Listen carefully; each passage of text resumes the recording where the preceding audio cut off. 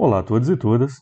Nós estamos iniciando mais esse nosso encontro virtual para dar sequência às discussões que temos feito sobre as frases variadas que estamos utilizando para cada vez mais trabalhar a noção de uma coexistência, de uma existência junto ao diverso, de uma convivência com essa diversidade que seja, ao mesmo tempo, respeitosa e aproveite para aprender com o que é o pensamento do outro.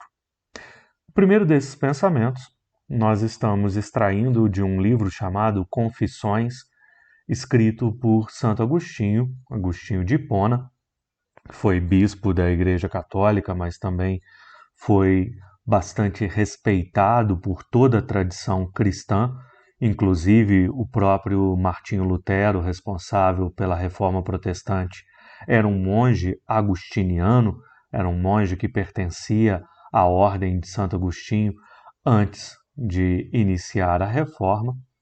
E nesse livro das Confissões, ele vai explicar como ele deixou de ser uma pessoa perdida na vida, que andava buscando, tentando encontrar verdade em várias fontes diferentes, em várias estruturas diferentes, sejam em filosofias, seja na busca do prazer mesmo, pessoal, para encontrar a fé dentro do pensamento cristão. E um dos momentos mais bonitos dentro das Confissões é esse momento em que ele explica a conversão dele através de um poema que inicia dessa forma que nós apresentamos nesta semana. Tarde demais te amei, eis que habitavas dentro de mim e do lado de fora te procurava.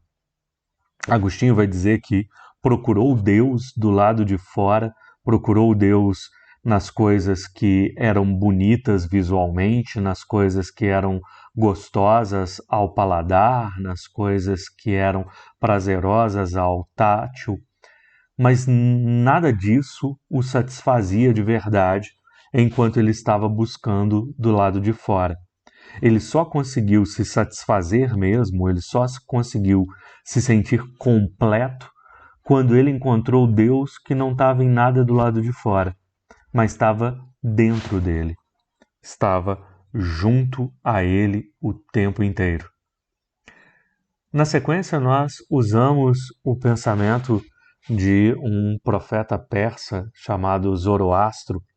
Há toda uma religião em cima do pensamento do Zoroastro, que é o zoroastrismo, e parte da proposta dele envolvia uma noção de que não basta ser religioso acreditando em alguma coisa, é necessário sempre fazer algo, produzir algo externamente. A verdadeira religião não está apenas na crença, mas está em como você trabalha para produzir em cima daquilo em que você crê. Por isso que ele vai dizer, aquele que lavra a terra, aquele que trabalha a terra com dedicação, tem mais mérito do que poderia obter com 1000 orações sem nada fazer. As orações sem produzir na terra, sem se preocupar com o trabalho, elas são, de acordo com Zoroastro, infrutíferas, não geram nada de bom. Então nós temos primeiro um Agostinho de Hipona que diz que procurou a beleza, procurou Deus em vários lugares e só encontrou de verdade quando olhou para dentro de si mesmo. E temos agora um Zoroastro dizendo, às vezes as pessoas oram demais, rezam demais, dizem crer demais, mas agem pouco. E nisto também não estaria uma verdadeira fé. O nosso terceiro pensamento é do Esopo, clássico autor de fábulas dentro do pensamento grego antigo. E essa fábula eu acho bastante sugestiva. Ele fala sobre a criação do homem. Prometeu é o deus grego responsável por criar os homens.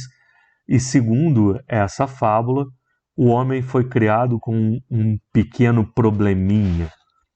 Quando outrora Prometeu moldou os homens, pendurou neles 2 alforjes, um cheio de vícios alheios e outro repleto de vícios pessoais. Acomodando na frente o primeiro e prendendo atrás o segundo. Disso resultou que os homens enxergam num relance os vícios dos outros, mas não notam os próprios. O grande problema para o Esopo não é que a gente veja os vícios alheios, os vícios das outras pessoas, o que os outros cometem de errado, mas que nós não vemos os nossos próprios vícios. Nós não observamos onde nós mesmos estamos errando. Conseguem observar em que medida se aproxima tudo isso que nós estamos discutindo nessa semana? Agostinho está dizendo que às vezes a gente procura Deus, procura a verdade, procura a satisfação longe, quando está muito perto. Zoroastro está dizendo que às vezes a gente reza demais, ora demais, se preocupa demais em seguir as regras da religião, mas se preocupa de menos em produzir algo, em fazer algo de verdade. E Esopo agora está dizendo: a gente vê demais o erro do outro e vê de menos o próprio. O tempo inteiro nós estamos vendo pessoas, autores, pensamentos, seja na mitologia clássica, seja num profeta persa oriental, seja num santo da Igreja Católica e que tem grande valor para todo o cristianismo, todos eles dizendo: olha, muitas vezes nós nos preocupamos com a coisa errada, nos preocupamos em fazer não o que deveríamos, mas aquilo que nos parecia ser mais certo. Este quarto pensamento é do Moura Tucano, que é uma liderança indígena, relatada ao Marcelo Negro, autor de um livro que faz uma coletânea de pensadores, de autores dentro do indianismo brasileiro. E nesse relato ele vai dizer que o Moura Tucano me disse que todo barulho que fazemos é pela incapacidade de ouvir o silêncio. Para ele, o tal desenvolvimento era mesmo um desenvolvimento. Desenvolvimento significa que nós deixamos de nos envolver com os outros e procuramos apenas desenvolver, apenas acumular riquezas, apenas procurar cada vez mais evoluir, mas uma evolução que muitas vezes nega o direito ao outro, que muitas vezes destrói o planeta, uma evolução que não é verdadeira, um desenvolvimento que não é verdadeiro. É apenas falta de envolvimento com os outros. É necessário desenvolver, sim, mas é necessário também que nós pensemos o tempo inteiro como este nosso desenvolvimento afeta o mundo, como que ele gera algum tipo de retorno para os outros também, e não apenas para nós mesmos. Tem que ser um desenvolver o mundo, mas com envolvimento com o mundo e com os outros. Bastante interessante como também esse pensamento indianista nos traz essa mesma realidade de que às vezes a gente olha demais e faz de menos o que importa de verdade. E por fim, nós usamos uma autora judia de origem alemã, a Hannah Arendt, para apresentar esse pensamento mais secular, esse pensamento mais do comum, sem uma relação exata com a religiosidade, em que ela vai dizer que a autoridade exclui a existência de meios externos de coerção. Onde a força é usada, a autoridade em si mesma fracassou.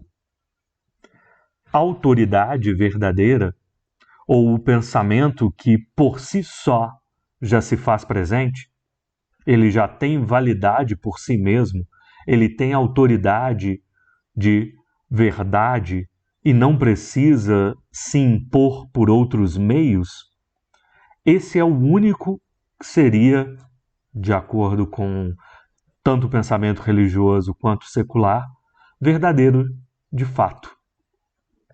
Se é necessário usar violência, se eu preciso obrigar o outro a acreditar naquilo que eu estou dizendo, então este pensamento não tem autoridade.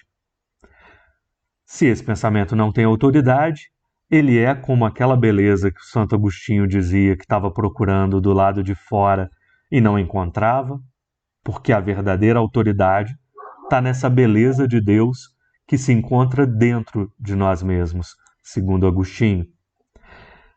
Esse pensamento sem autoridade é como a oração sem nada fazer do Zoroastro, porque a verdadeira autoridade está em servir aos outros, em lavrar a terra, em trabalhar a terra, como o Zoroastro coloca para a gente.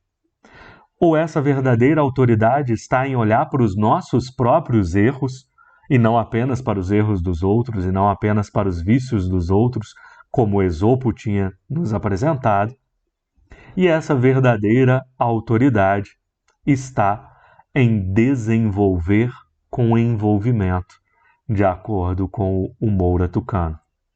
Não adianta exercer violência, não adianta obrigar a pensar como nós. Nós precisamos trabalhar no mundo, lavrar a terra do mundo, envolver com os outros, e só assim, com autoridade verdadeira, com autoridade legítima, vamos ajudar no desenvolvimento que envolve a todos nós. Essa é a reflexão que nós trazemos durante essa semana.